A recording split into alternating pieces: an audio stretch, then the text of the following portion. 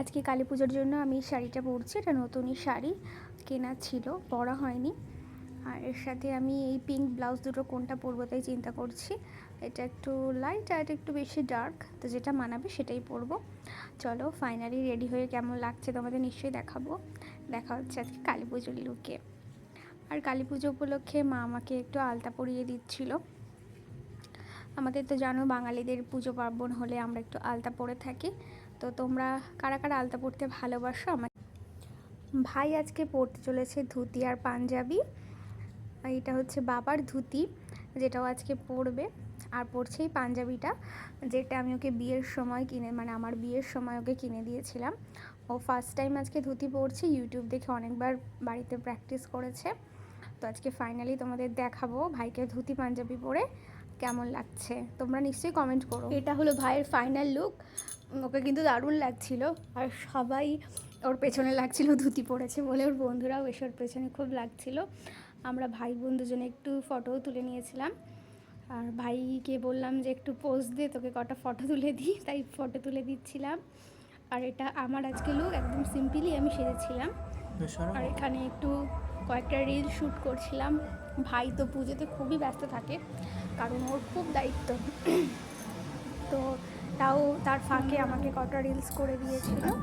আর আমি বললাম আমাকেও একটু ফটো তুলে দে, তাই আমি প্রদীপ নিয়ে একটু ফটো তুলে নিলাম। আর এটা মোমবাতি নিয়ে এখানে বেশ কিছু ফটো তুলে নিয়েছি, দেখো তোমরা কেমন লাগছে। ঠাকুরমশাই অনেকক্ষণ আগেই এসে গেছিলো, উনি পুজোতে বসেও গেছেন। তারপর আমরা এখানে প্রদীপ জ্বালিয়েছিলাম, তাদের উপোস করেছি। এখানে সব দাদা দিদি বোন সবাই রয়েছে, সবার সাথেই বেশ কিছু ফটোও তোলা হয়েছে। ধীরে ধীরে সব ছবি পোস্ট করে তোমরা এসে দেখতে পাবে। এখানে আমাদের পুজোর কিছু মুহূর্ত তোমাদের সাথে শেয়ার করছি, তোমরা দেখো। কাদের কাদের বাড়িতে কালী পুজো হয়েছে আমাকে নিশ্চয়ই জানিও।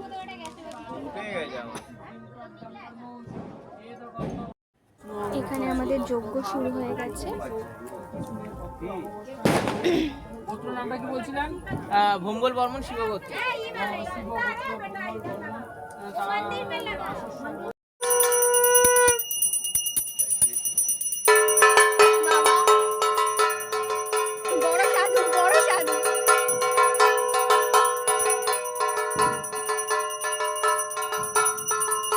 স্বামী স্ত্রী জায়গা দখল করে নিয়েছে।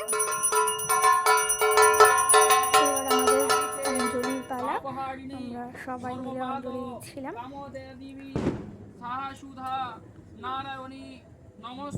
আমিও দাঁড়িয়ে আছি। এই ভিডিওটা রানী দিদি আমাকে করে দিয়েছিল। আয়ুরাগ্য বিজয়ং দেহি দেবী নমস্তুতে এষ গন্ধ পুষ্পং শ্রীমদ্দ কালিকায় দেব্যৈ নমঃ। নমো সর্বমঙ্গল মঙ্গলে শিবে সর্বার্থ সাধিকে শরণ্য ত্রম্বকে গৌরী নারায়ণী নমস্তুতে সৃষ্টি স্থিতি বিনাশানাং শক্তিভূতে।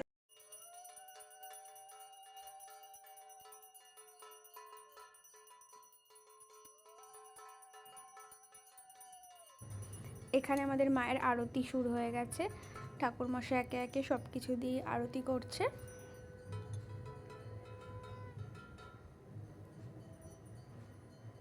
এই যে পঞ্চপ্রদীপ দিয়ে দিল। এবার কাকি আমাদের সবাইকে আস্তে আস্তে প্রদীপের তাপ নেওয়ার জন্য বলছে। আমরা সবাই প্রদীপের তাপ নিয়ে নিলাম। আজকের মতো এখানেই ব্লগটা শেষ করছি। কেমন লাগলো নিশ্চয়ই জানিও।